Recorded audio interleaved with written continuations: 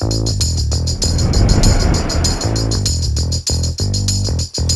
I'm Diana Falzone, and this is 4for4 SciTech, where we discuss 4 exciting SciTech topics in only 4 minutes. Let's get ready to rock and roll. Robots are marrying each other in Japan, and people paid a fair amount of money to be a guest at this shindig. There are no words. Sophie?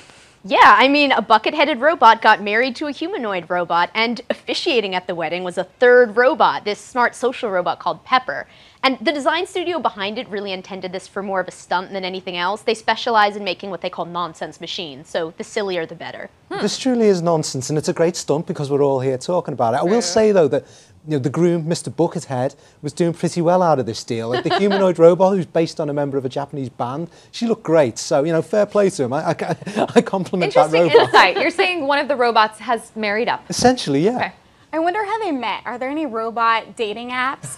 Can humans marry robots, by the way? Because I asked Siri if she'd marry me and I got rejected. Wow, yeah. If that can happen, I can imagine a fair amount of people who would be more interested in marrying a robot than actual human, because they would think they would get along better. But robots are getting smarter. Good. Are we going down a slippery slope where we just might not return for it? Absolutely. I'm more concerned that people paid over $83 to attend this wedding. Most people rather not be invited to a wedding because they have to, pay $200 for a gift. Forget 3D printed houses. A bricklaying robot can build an entire house in only 2 days. Are we all out of a job, Katie? Well, if my house gets built in 48 hours, I want a discount because they didn't have to pay for a lot of labor. Yeah. But I don't think I could sleep comfortably at night knowing that the roof over my head was built that quickly. Yeah. I don't know. It's great technology, but I'm not there for it yet. So the Australians behind this, I mean, it's an amazing thing. They kind of take this computer-aided design, and then they're using this robotic technology to locate the bricks and place them on there with mortar and everything else. It could have huge economic impacts if it gets implemented. But, we've seen robotics implemented in, car manufacturing and all these other industries. So I'm going to be really interested to see how this rolls out. Yeah.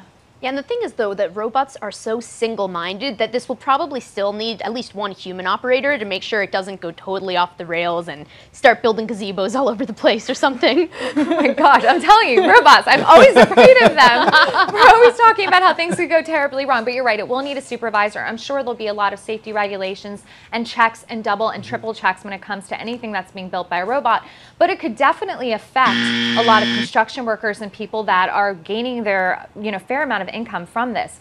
SpaceX's rocket explosion is a setback, but NASA says it shouldn't affect commercial crews. So what's the latest, James? So this was the flight that was due to go up on Sunday to supply the International Space Station. Obviously, the SpaceX rocket exploded. They're still looking into what happened. Yeah. There's different ways of looking at this. Obviously, yes, it's a setback, but I think it's good that we can get some of these kinks worked out at this stage for future manned missions. This flight was unmanned, and so we'll have to see how this progresses. I think it's tough though. I mean, these are big, difficult undertakings, and we're seeing that now. Huge. What disappoints me is that if this had been successful, SpaceX was going to try to land the rocket afterwards, which would be if they could do it, it would be a big step towards making rockets reusable, which would cut the cost of space travel, make space more accessible, be good all around. Yeah. It's great that they're optimistic about the manned missions, but they have to be brave astronauts to look at that and say, I want to board a rocket just like that one after seeing that explode. You always have to think about the Challenger and horrible things that have gone wrong, so it's risky. At this point,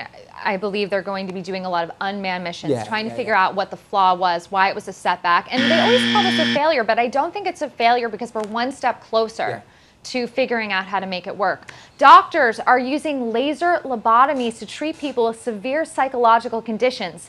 Is this unethical or a real step forward in brain science and treatment, Sophie? So sometimes if there's a disorder that can't be treated with traditional medication and therapy, well, what the doctors are doing now is cutting into the brain to reveal a very specific region and then using lasers to strategically destroy, again, a very specific part of the brain for a treatment. So this is a way more advanced method than the bad old days when they would stick an ice pick in the eye and just hack away at whatever brain they could reach. This is completely different. This is much safer and more effective. Okay. So, I mean, it's less invasive, but it's still invasive. And, my understanding it's being used to treat specifically severe cases of OCD. So it's limited at this stage. You know, I'd want to know a lot more about this. Like if it's, you know, it's better than what we were doing before, then great. But it's still like a big entry into the brain. Katie? Yeah, I stopped short when I read this article and I saw the drilling holes in your skull. I mean, you have to have a pretty serious case of OCD for this really to be worth your while, in my opinion. But I do think that someday they may cure other more serious. It's an extreme treatment for sure,